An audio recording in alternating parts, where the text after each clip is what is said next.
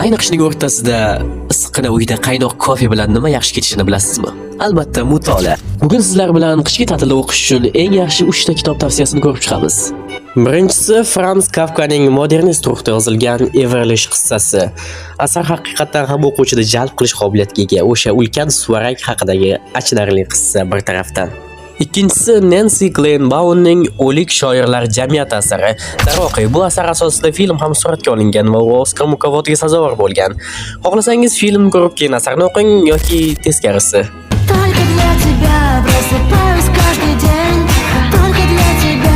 Va nihoyat uchinchisi Qurbon Saidning Ali va Nino asari.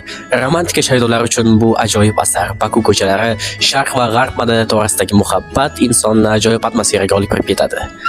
Va shular bilan ta'tilni yaxshi o'tkazishingizni tilab qolaman. Aytgancha, oxirgi marta qaysi kitobni mutolaa qilganingizni izohlarda yozib keting.